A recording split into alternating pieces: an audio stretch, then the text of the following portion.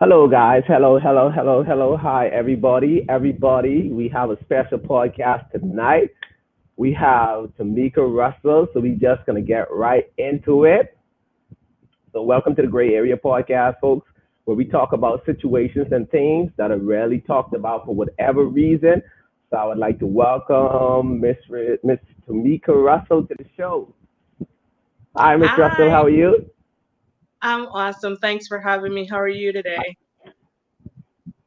I'm fabulous, and it's always my pleasure to speak with you. How are you doing today? What's up? I'm fabulous. Can't complain. I wouldn't complain. I mean, I know you're a very busy person, so I would just like to welcome you to the Gray Area Podcast. As you know, basically we talk about situations and things that are rarely even talked about for whatever reason, and I've heard your story personally, and I've seen what you went through, and for me, I took more positive from it than negative. And I think the fact that you came forward and you spoke your truth, that's something that I admire you for, and I can't say that enough. And I just basically think that you can help so much people, and I believe that your voice is going to encourage others that has been through the same situation as you to step forward. I mean, I just want to give you a chance just to introduce yourself before we get into the things like what you want people to know about you and so forth. Okay, good. So, like you said, my name is Tamika Russell, and I am a survivor from rape and molestation. Um, so, about 2 weeks ago, I kind of shed light on my story publicly. I shed light on it between families and friends who were close to me. They knew about it, and I still felt that there were more that I needed to do and get done. And I thought it was more, um, but on that level, more was an understatement because after I shed light on my story, there were so much more persons that I anticipated contact me, shedding light on their stories that they are not able to speak about at this point in time in life because of fear, backlash, and I guess the individual that did it and the stigma behind everything. People always ask, why do you wait so long? But if we kind of look at um, statistic in um, Black culture, we do wait long for some reason. We wait So true. 25, 30 years.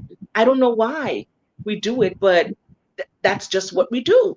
Um, and that's not an excuse because we have so much things going on with us. And when you are a victim and a survivor of rape and molestation, you're living in a circle. And that circle has many different levels and things that you have to overcome and get through yourself before you can actually even speak about it. Yeah, Oh, wow. definitely. You said a mouthful in just the introduction. Like, wow. I Wow. know. I'm I'm always amazed by your strength and your courage. I've reached out to you personally and I said I admire what you did. In spite of some negative, there is more positive. And I just want to start and just dive right in because I know you're a very busy person. I just want to know, like, what do you think is important for people to know, whether they're in this situation right now or whether they've been through this situation? What do you think personally that is important for people to know? Okay, here's what I think that everyone should know who's a survivor or someone that hoping that this never happened to them.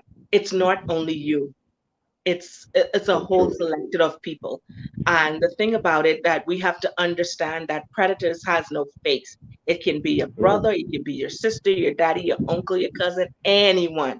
It has no face. So we have to therefore always keep our guards up, be careful, and actually keep eyes on our little ones, our little darlings and stuff, to make sure that they actually live their childhood. They have a childhood. For me, my childhood was stolen.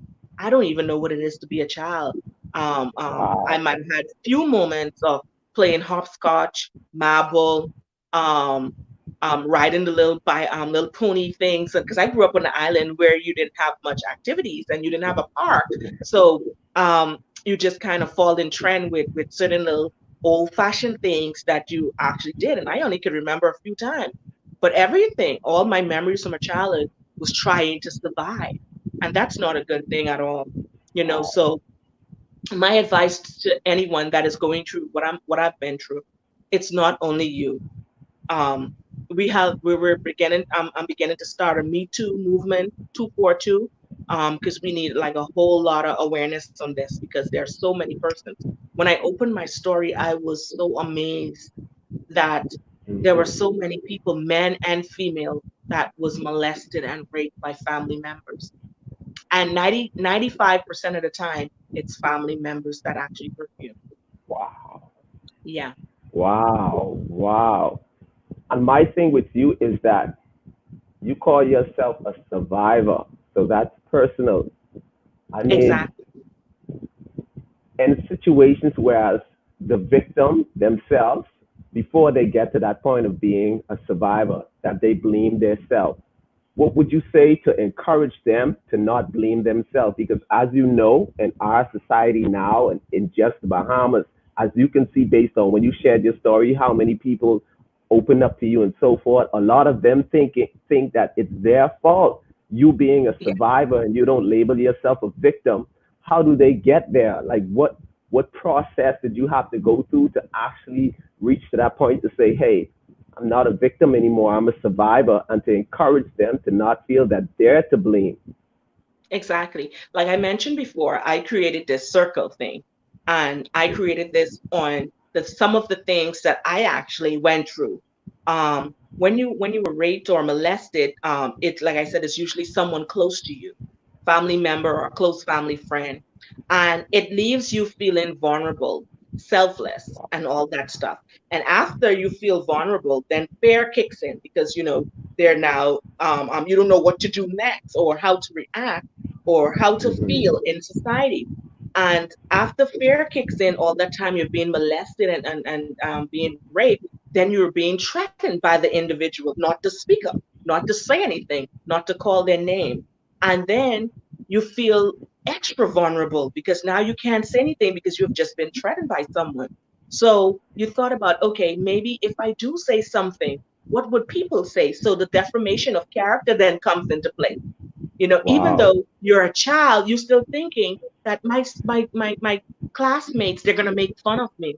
Other kids gonna make fun of me. Oh, she get touched by her uncle. She get touched by her brother. She got touched by her dad. So you're looking at your character now. And because you have all of this boil up inside of you, you start to act out in different ways. Maybe Wow. you want to fight like how I did. I fight. I went to school and I fight almost every day, because I could have taken my anger out on other kids. So I did that. Wow. So other people might use different methods. They might curse, they might act out with the teacher, they might do certain things, or they themselves might engage in other promiscuous things while they're growing up as child. And then after that, you have thoughts, you have suicide thoughts that comes in Wow. that you can't speak out, that you can't tell anyone. You're thinking, you might as well just kiss because no one seems to love you. However, and Mm-hmm. then, before suicide thoughts comes in, you have depression because depression then brings on suicide thoughts. So all So of true. this, all of these stuff are actually in a circle. And when you have, after you thought about, after depression comes on, along with the suicide thoughts, then you start to make wrong decisions because okay, Mm. you said maybe I'm not going to take my life. I'm just going to try doing. So you make all the wrong decision. Maybe you end up out there and you had a few kids by different men. You tried Mm-hmm. to find love in all the wrong places. You Mm. end up in wrong relationship. Maybe you became a lesbian or you turned gay. So it's just like a whole lot of things. Like your life is like just going upside down now because all the wrong decisions because you're so angry, you're still angry with yourself, you know. And after you made wrong decisions, then Sometimes the victims now become the predators. They don't know what Wow. else to do. Yes, and that usually happens. The victim who was once molested and raped, they are now predators, molesting and touching other individuals because guess what? That is what they're used to. Mm-hmm. See, so if they're used to that, so now they only act out what seems normal to them. And after you have that, then after you did all of those stuff, and everyone doesn't go through all those phases because some people were Mm-hmm. able to skip those phases because they were able to find forgiveness in all of that quickly, despite like they look at everything and say, you know what, it's not my fault. I'm a child. I'm defenseless. Someone's supposed to take care of me. I'm not supposed to take care of myself. I'm a child. I was just supposed to be living and enjoying my life, going on the park, going to school. Mommy, daddy take care of me, or family members take care of me, but they failed me. So why am I taking all this pressure and blame on myself? So when you Mm-hmm. realize that, then you start to forgive yourself. You forgive yourself because you play the blame game on yourself, you know. And so once you start to forgive yourself, then you actually start to love yourself. And when you Wow. love yourself, you find more peace with yourself and stuff like that. And then you be able, after loving yourself, you're able to find who you are. And once you find who you are, you'll be able to have this so much, you have bravery and strength that you had just overpowered everything and you're able to survive. But it's never the victim's fault. We could, kids could never do anything wrong to lead a grown person on to molest you or rape you. It's not our fault. We can only be kids. We run around, we play, and that's it. It's the individual, the adult who has the sick mind that needs special help and attention. It's not the child. It's not the child. It's not us. We were the Wow. victim at that time. This. Whew. Russell, this like I just admire. I can't stress it enough. Like I admire you so much because this is rarely talked about, and you just brought light to a situation that we ignore, and it has impacted all of us. But I just want to know personally, like how has this experience impacted you overall? I mean, as a person I see now, I know you're a good chef. I know you're good with your hands. I know you can cook. But how has this impacted you as a whole? Because you seem so content, whereas, and you keep stressing the fact that, hey, you forgive, but your whole purpose was to just shed light. So how has this impacted you? The experience impacted you on the whole as a person? Exactly. So basically, my whole journey, it wasn't like I said, I mentioned the cycle. Some of those things I actually went through, and I've made a few wrong decisions quickly in my life that Mm-hmm. at that point in time I should not have made, but I made it because I wanted to find security. So I kind of got married pretty early, and Mm-hmm. because I felt love at that time. Maybe it wasn't the right thing at that particular time, but to me, it felt right. But as I grew older, then I understand that we both want to go in different directions.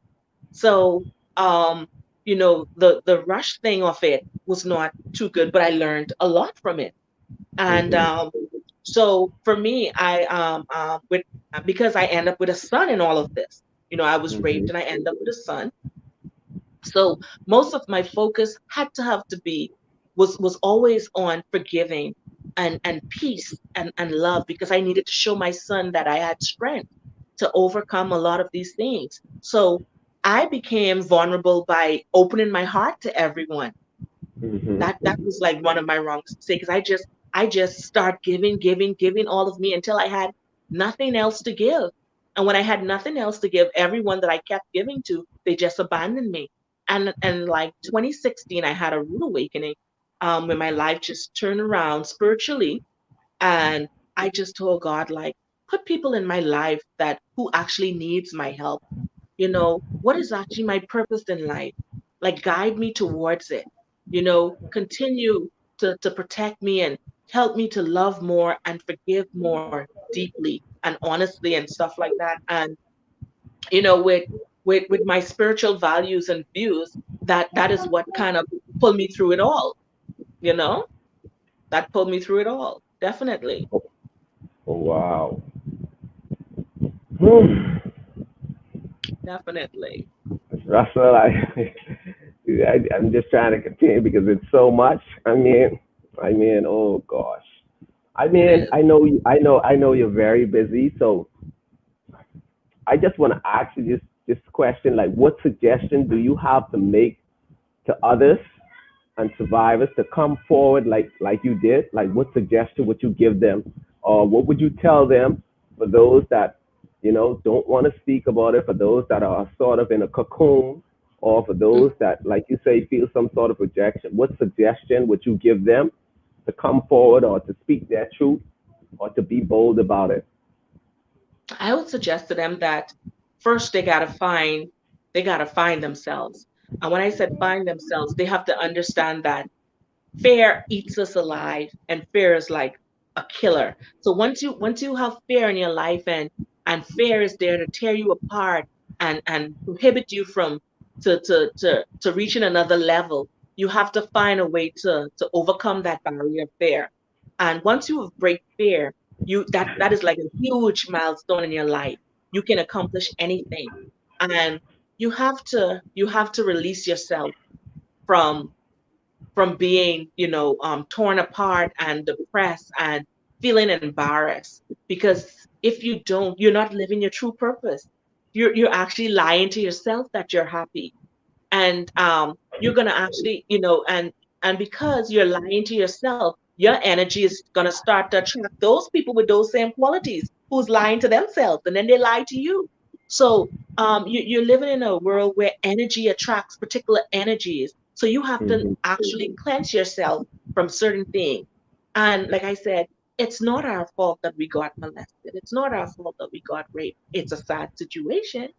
I am saddened that it happened to me. I wish my life was different. I wish I knew what it was to have a father. I wish I knew what it was to grow up with my mom. But those things I can't change anymore. There's nothing I can do. But here's what I can do. I can make a better life for Tamika by being true to myself, by shedding light on what happened to me so I can make someone feel alive again, that this too just didn't happen to you. It happened to so many other persons. And there is hope at the end of the rainbow.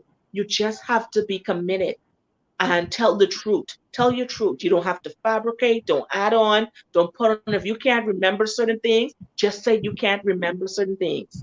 But tell your truth. Shed light to it. Whether it was your dad, whether it was your father, your brother, your cousin, whomever it was, your mommy, however it was, shed light to it and forgive them and move on. And hopefully, if they are still alive, they can come to you and ask you for forgiveness as well.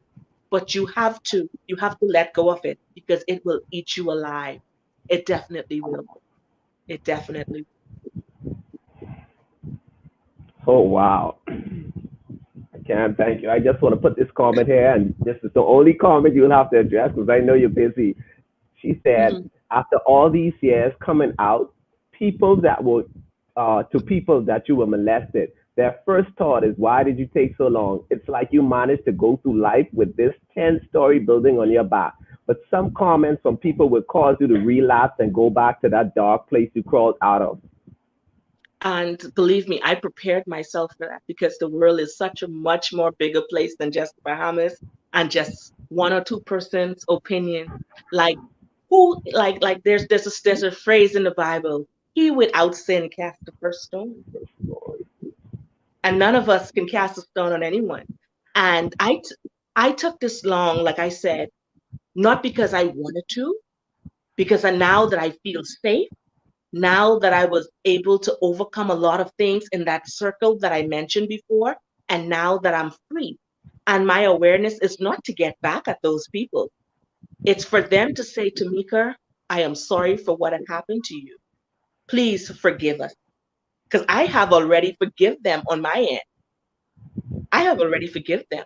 But they could say to me that they are sorry and never do it again, you know? And for me, when I looked at it, I didn't even, like I said, I thought about my particular generation when I came forth to say that, guess what? This is a plague and a generation curse that happened in my family. It has to be broken. I don't know when it started, but I sure know that I can end it. So once I shed light on it, then everyone knows that, okay, this is what we have to look at it for. How could you pray against a generation curse when you have no idea what it is? You just say, Lord, forgive me of that generation curse. But that could be many generation curse. But when you say, Lord, forgive my family for the generation curse of molestation and rape, you pinpoint exactly alcoholism, everything. You pinpoint exactly what it is that you need to keep praying on. So whether it takes 20 years, 2 years, 3 years, wrong is wrong. It doesn't matter. It still was wrong. I was still a child. The other survivors, they were still kids. We were helpless. We were helpless. What could we have done at that particular time? In my situation, when it happened on the island, um, I emergency flight had to pick me up. So everyone knew that a child at the age of 15 just hop a flight with a baby, just had a baby. So why didn't they investigate themselves? Why did I need to report it? So Hmm. everything failed me as well. You understand? Because if you come from a particular family with high status in a community, nothing happens. Everything just gets sweeps under the rug. And that is life sometimes, which is sad, you know? And the victims doesn't have to, and survivors doesn't have to feel ridiculed and what should I say, lambasted by others in society after all they already went through these stuff as a child. We have to have some kind of heart and compassion towards them that their whole childhood was destroyed. We were innocent children, but now we just got our voice back to speak. And whether, like I said, whether it takes 100 years for an individual to get their voice back, we should be happy because now we know that evil lurks right next door. So And that's the true. bottom line. Wow. Do you have any more time to answer any more questions? Because they have questions. I just want this is for you, so I'm making sure. I just want to know. I'll take two more questions before I leave. Okay, two more questions before she's very busy, people. She's very, very busy. Okay, Antrell says, what are some steps and ways for someone who is a victim of sexual trauma do?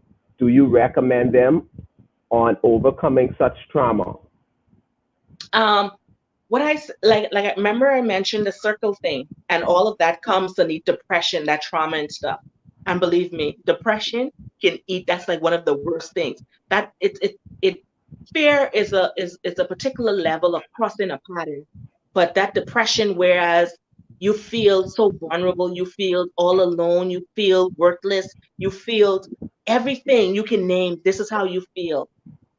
And you just have to look in the mirror and say, guess what? I am so much more than what I am thinking right now. I am bigger than all of this. I am bigger than my situation.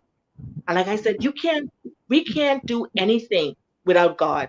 So we have to first take our tribulations and our burdens to God. We have to do that so that He is able to give us wisdom, knowledge, and understanding how to overcome these things and how to bring peace into our inner self. Because once you don't have peace within your inner self, you can't smile. You're just forcing it, you know. And when you have a light inside of you that needs to shine outside of you, the work isn't that hard to do. So all you have to do is come to grips and say, guess what? I've been through this. I am struggling. I don't feel, that I have no one to talk to, but there's always someone to talk to. And I'm like, I'm so happy that I did this. I'm able to talk to so many persons. And I always tell people like, if you want to talk, just call me. You know, we're starting an awareness group, Me Too 242 movement. We're gonna do a daily round the table Sunday sessions where we talked. We're gonna try get out there and have intimate sessions where everyone Mhm. can feel at home and peace. And what happens there stays there. And this is we're looking for a safe place where women and children and men, whomever is molested and raped, can come to and feel at home and don't have anyone, looking at them. Oh, they were molested. Oh, they were raped. Like it's a shame. It's not a shame. You were the child. There is nothing you can do. There's nothing you can change.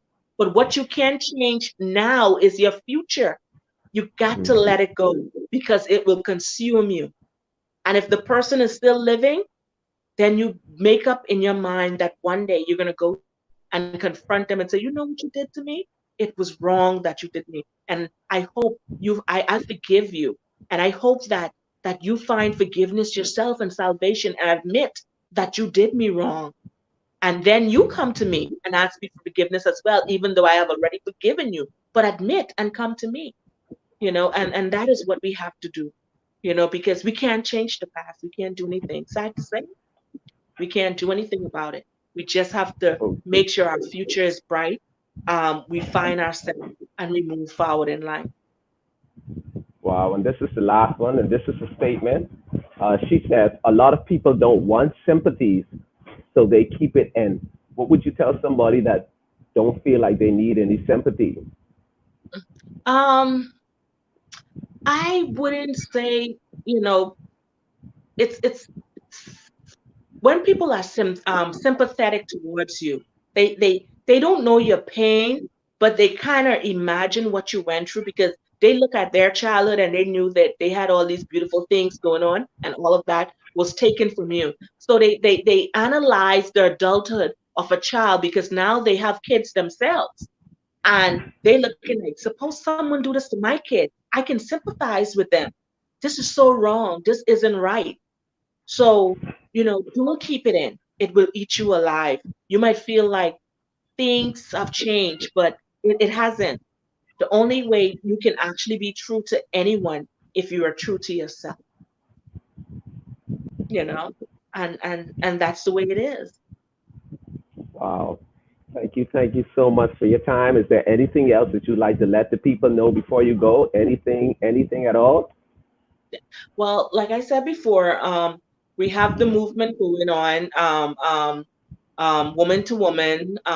We are the victims, woman to woman. They can join the Facebook group. It's a closed group, and we have daily discussions in there as well. They can answer the few questions, and they can join the group. And if they want to talk, and they feel that they need a shoulder to lean on, like I said, we're here. We're building an organization with people like myself and others who are survivors who went through it. So ain't nobody in this group could show any shades against anyone. And we're not about that.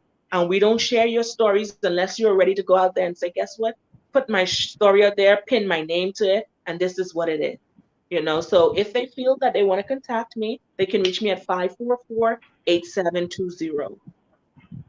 And thank you so much for your time. Thank you so much. And guys, Miss Tamika Russell is a very good cook. Y'all go on her page, support her. Listen, she can cook. And I just want to Thank thank you you. so much, Tamika Russell. I want to thank you. So I appreciate you from the bottom of my heart. And I appreciate you taking time out of your busy schedule to share your story and to encourage others. Man, I appreciate you. Thank you so much for your time. Thank you, thank you, thank you, thank you. I'm humbled that you actually, made time for me today. That's Thank fine. you so much. Thank you Thank so you much. too for having me. And continue being a voice. Continue being a voice. I appreciate you. Thank you so much. Thank you, darling. Have a blessed day. You too. Thank you. Bye. Okay, guys. That was. Uh, I mean, words can't say or express how I feel with her story because I'm not a victim or I'm not a survivor in her case. So for me, I just wanted to have her on here so she can share her story to encourage others, to speak out and to basically speak their truth because a lot of people and some of my friends who I can't call their names, a lot of them are hurting. It's like family members did it to them. Like, listen, for me, this is a touchy subject because some of these friends I hold dearly, like to my heart, and they know I'll ride for them, and they're not ready to speak out or tell their story. I can't tell them that because I've never been through it. So I just wanted somebody who had that experience who's actually overcome. And as y'all can see, Mr. Rika Russell, she is a true gem. Like her story touched many. A lot of people question her story. But listen, she has a story. All just seeing the surface, and we're just seeing the surface, and we don't know. Listen, I want to encourage y'all, for those of you that are survivors, you've been through sexual trauma from any degree, and I can't tell you when to talk about it, or how to talk about it, or to who to talk about it. But man, seek help. You know what I mean? Even. Mm. And for those of you that are saying send her number again, you guys can find her on Facebook. And listen, her chat is always open, always open. So what I'll do is I'll just in the comment section, I'll just link her profile so you guys can message her, DM her. Listen, she's a great help. She encourages, and she has the truth. And listen, she got a son. All of this, her son is 21, and he knows. Like she told him, he knows what's going on. He's not crazy. He's smart. Like he knows these the type of things we don't talk about and it's going on right here in the 242. So on her number, guys, 544-8720. She posted it. So 544-8720. WhatsApp her. Listen, if you need someone to talk to, her ears open. Like as y'all can see, she's a humble woman and she has a story. So 544-8720, guys. And you can also find her at Russell C. Tamika on Facebook. Russell C. Tamika, a true survivor. And I just want to encourage you all, even some of my friends. Oh no, I love y'all and I appreciate y'all. Even though y'all ain't ready to share your story, but I encourage y'all to continue being survivors and just continue, this this that's a touching story. And I just want to, encourage y'all. Like Tamika said, she encouraged others to not blame themselves. It's not your fault. It ain't your fault. Don't care what people say, like you said. Whether you take 2 years, 3 years, 20 years, right is right and wrong is wrong. Whether you took long to speak your truth, it still happened. You were not to blame. So I want to encourage you all, man. I want to encourage you all survivors to sexual trauma. Listen, reach out and find somebody. Don't hold it in. Like you're not alone. Like some people actually been through what you've been through, and some are still going through what you're going through. And like I said, Miss Russell, she is there if you need her because she's been through it and dealing with ramifications. And as y'all can see, she's a positive lady. So y'all, if y'all want to reach out to her, y'all can find her Russell. That's RUSSELLC Tamika TAMIKA on Facebook and WhatsApp 544-8720. Appreciate y'all. And thank you guys for tuning into the Gray Area Podcast, whereas we talk about situations and things that are rarely even talked about. This is just a special segment that I did today, featuring Miss Russell on it. And I just wanted her to share her strength with you guys, you know what I mean? Share her story. And that's what it is. So you can find us on the various platforms. Subscribe to our channel on YouTube. Follow us on Facebook, The Gray Area Podcast. YouTube, The Gray Area Podcast on my personal Facebook, Jasonville. Thank you so much, Tamika. Thank you. As y'all can see, she's a very busy mom. Like, listen, she's so busy now, and I want to thank her again personally for taking the time out, taking the time out to actually be here today, making time on her busy schedule. Like, she recently came out of another interview right before she did this one, and that was like an hour and a half. And she came here and she gave us her time. And I can't stress the fact again, for those of you that have been through it, and for those of you that are going through it, like Miss Russell said, this ain't your fault. You're not to blame. And she stressed the fact that you have to realize, no, Pastor Elba, I ain't been crying. You know, this is touchy subject for me. Ain't no tear. This just touchy. Oh no, this touchy. This a touchy subject. So, uh, well, that's all, folks. Thanks for tuning in to the Gray Area Podcast. We are live here every Friday and Saturday at 8 p.m. And thank you guys for tuning in. Share. I know this is shorter than we normally do. But this is just something that has to be done to encourage, people that are going through the same situation to know that they have somebody, or they should at least try to talk to somebody. So,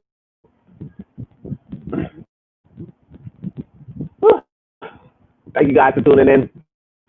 Y'all have a great night. I'm out. I'm out. And I appreciate y'all. Thank you guys for tuning in. Thank you guys.